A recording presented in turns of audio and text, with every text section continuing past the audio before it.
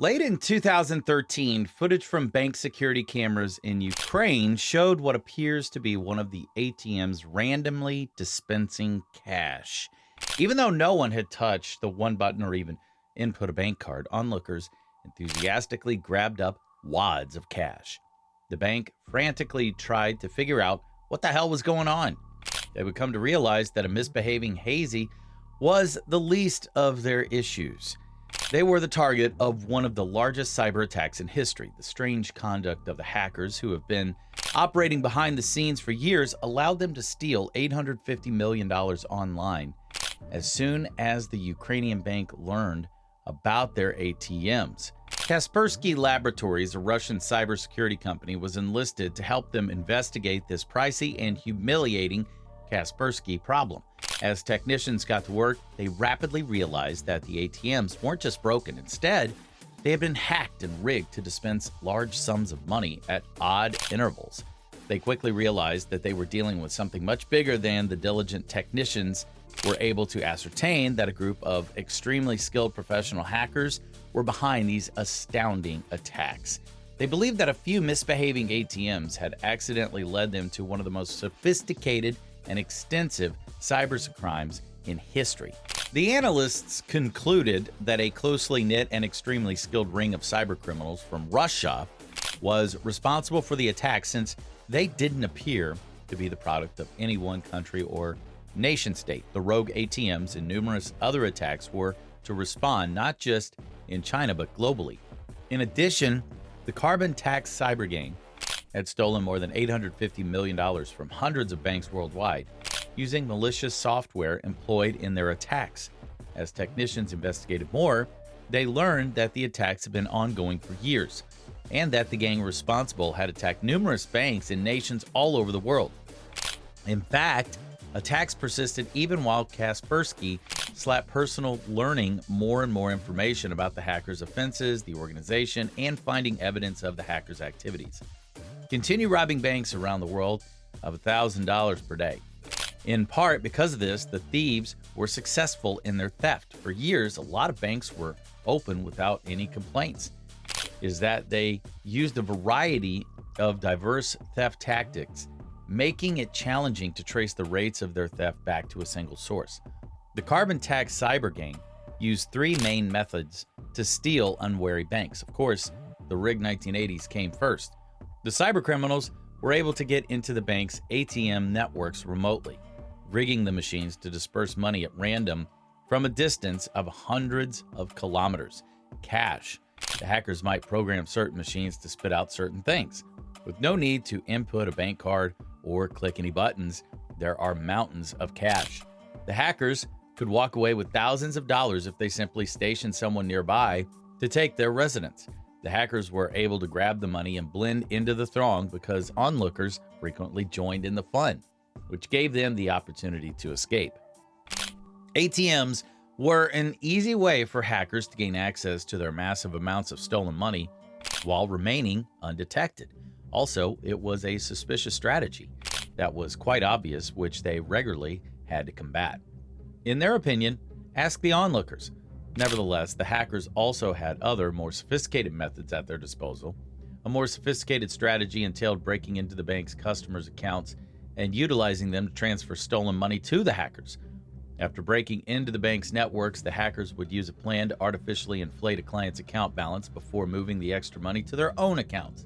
For instance, a client account may have started off with a balance of $1,000 before being compromised by the hackers, who then increased it to $10,000.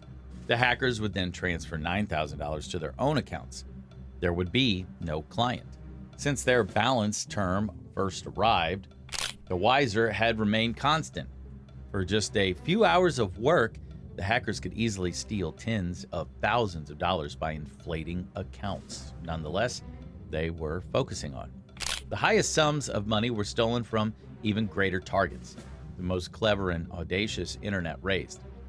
The hackers were able to do much more than just author once they had acquired access to the bank's internal network. With full access to the bank's internal operations, the hackers were able to transfer substantial sums of money from the bank's accounts into their own accounts.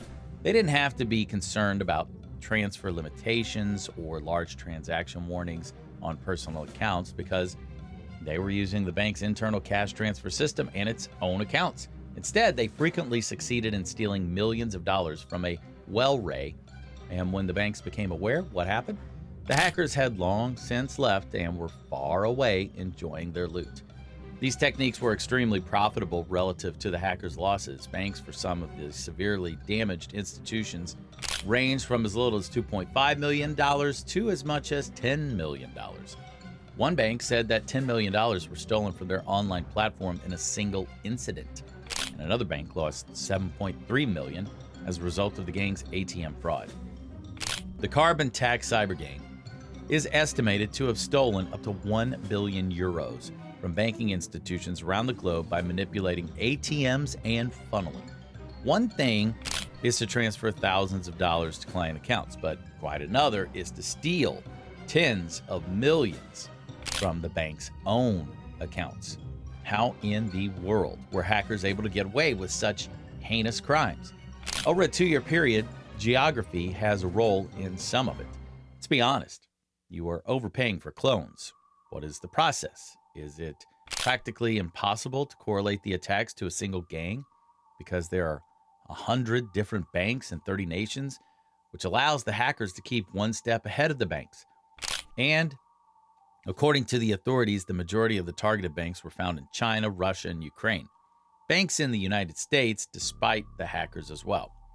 The money that was stolen from Germany and many other nations were transferred to fictitious destination accounts that were spread out all across the world.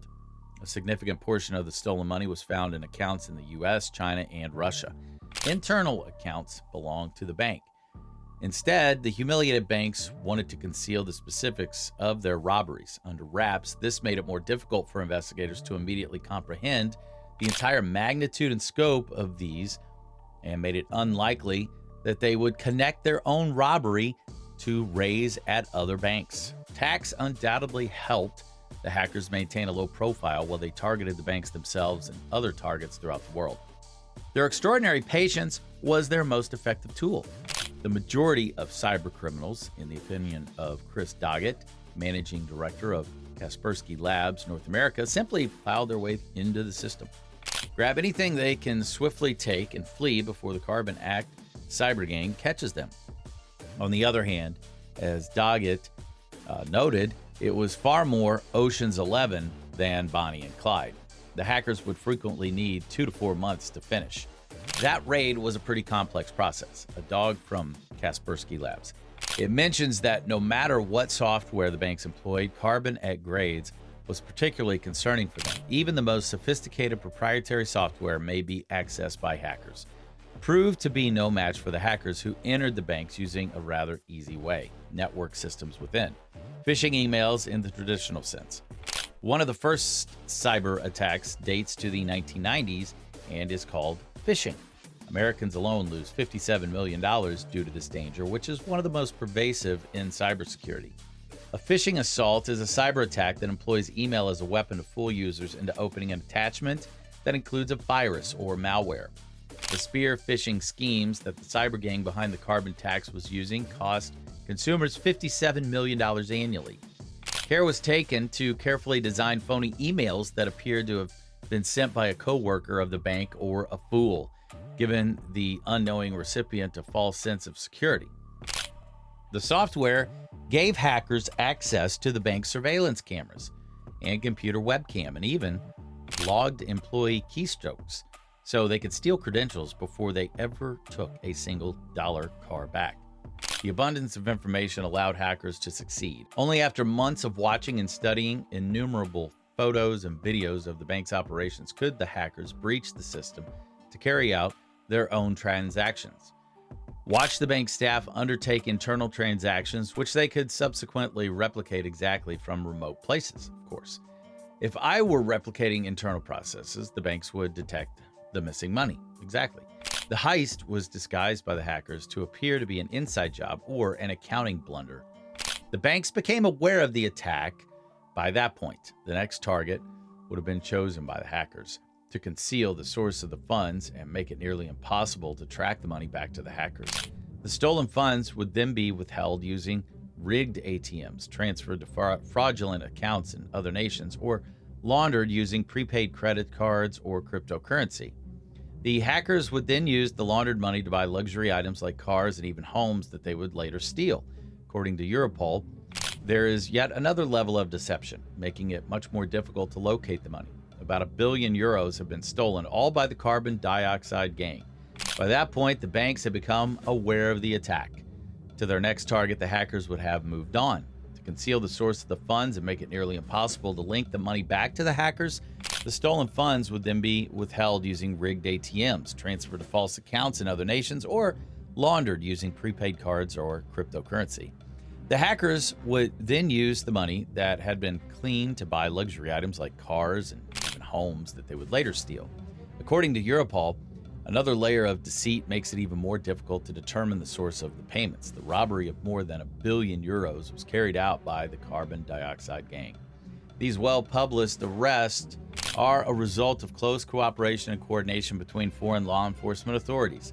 Carbon dioxide produced per game doesn't seem to have decreased despite the arrest of one of their leaders. As they continue to develop and become more sophisticated, they continue to steal tens of millions of dollars from banks and companies all over the world. They have even served as an inspiration to a number of copycat cyber gangs who use similar tactics and software to carry out their incredibly risky cyber raids. Law enforcement may have scored a major victory with the capture of Fitness Cave, but the war against cyber gangs is far from over. Do let us know in the comment section below if you enjoyed this video. Please hit that thumbs up. It'll help us understand our audience and allows YouTube to suggest similar videos to you. Thanks for watching. We hope to see you at the next one.